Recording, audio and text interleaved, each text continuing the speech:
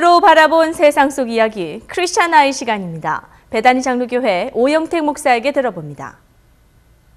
시청자 여러분 안녕하셨습니까? 크리스찬 아이의 오영택 목사입니다. 17세 흑인 소년에게 총격을 가하고도 무죄를 선고받은 조지 짐머만 사건의 후폭풍이 가시지 않고 있는 가운데 일부에서는 지난 1992년에 발생한 LA 폭동과 같은 제2의 폭동이 일어나지는 않을까 우려하고 있습니다. 특히 이번 주말 LA를 비롯해 미국 100여 개 도시에서 시위와 집회가 예정돼 있어 경우에 따라서 시위는 확산될 양상을 보일 것으로 전망됩니다. 여기에 이번 사건을 계기로 정당 방위법인 Stand Your Ground가 언론의 도마 위에 올랐습니다. 2005년 플로리다주에서 처음 도입된 Stand Your Ground는 침입자에게 총기를 사용해도 된다는 정당 방위 개념을 집 바깥에까지 적용한 법률인데요. 이 법에 따르면 직접적인 신체 상해를 입지 않은 사람도 정당 방위 목적이라면 비무장 개인을 상대로 살상 무기를 사용할 수 있습니다.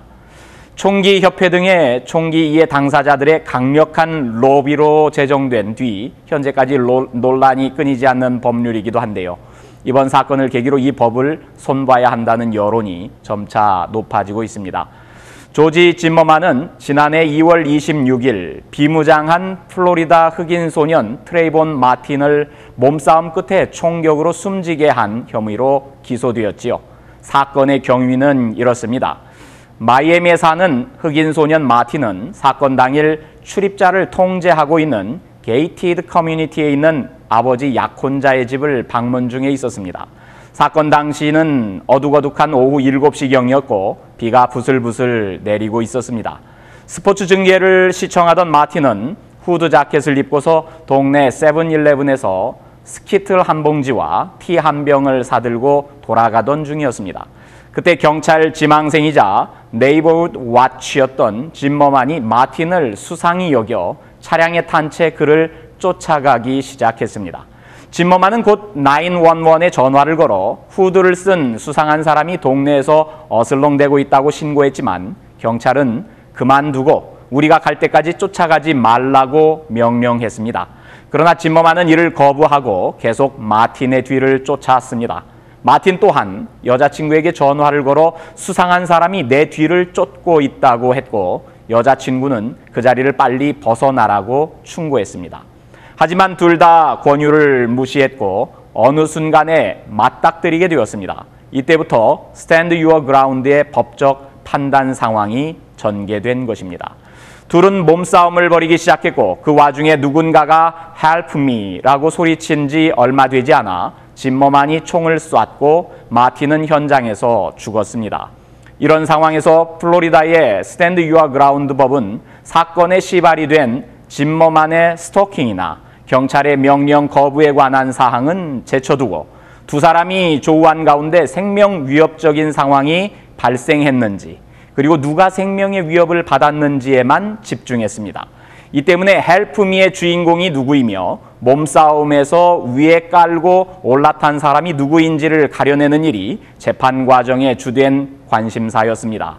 그러나 헬프 미의 주인공이 누구인지도 몸싸움에서 우위를 점한 사람이 누구인지도 입증할 수 없었고 정황 증거만을 가지고 짐머만을 유죄라고 할 수 없기에 유죄를 입증할 수 없으면 무죄라는 법리적 원칙에 따라 짐머만에게 무죄를 선고했습니다. 그러나 이번 사건의 평결과 관련하여 인종적 편견이 자리 잡고 있다는 여론이 비등하고 무엇보다도 무죄 판결에 결정적 영향을 미친 Stand Your Ground 법에 대한 시비도 본격화될 전망으로 보입니다. 당장 전미 유색인종 지위향상협의회와 인권단체들은 전국적으로 마틴 추모 집회와 더불어 짐머만 무죄 항의 시위를 벌이기 시작했습니다. 미국 인권변호사협회도 애당초 이번 사건이 인종적 편견에 의해 저질러졌으며 6명의 배심원단이 히스패닉계 1명을 빼고는 5명이 백인으로 구성된 것부터 문제를 삼고 있습니다. 초기 1차로 걸러낸 선정된 25명 안팎의 배심원단 가운데 10여 명은 흑인이었던 것으로 알려졌으며 검찰과 변호인단은 이 가운데 6명을 최종 선정하면서 흑인을 단 한 명도 포함시키지 않았습니다.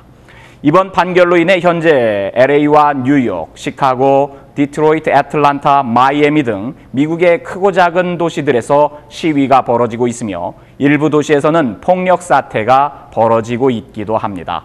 전국의 여론을 감안해서인지 연방 법무부 또한 즉각적인 반응을 보였습니다.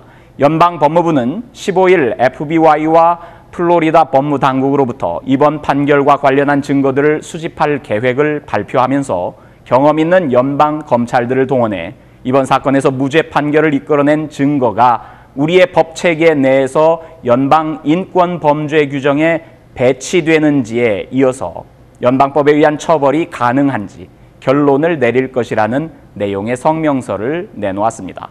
이번 판결에서 불합리한 점이나 인종차별이 있었다면 수정되어야 할 것이고 폭력 사태가 일어나지 않도록 조심해야 할 것입니다.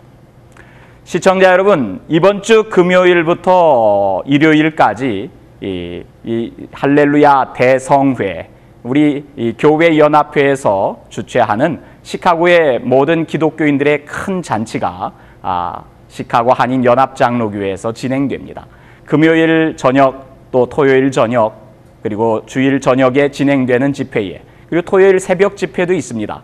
우리 이찬수 우리 교회 목사님께서 시카고를 방문하셔서 집회를 인도하시는데 많은 시청자 여러분들이 함께해서 시카고 지역의 기독인의 큰 잔치가 될 수 있도록 함께 하시기를 당부합니다. 그럼 시청자 여러분, 다음 주 이 시간에 다시 뵙겠습니다. 그때까지 안녕히 계십시오.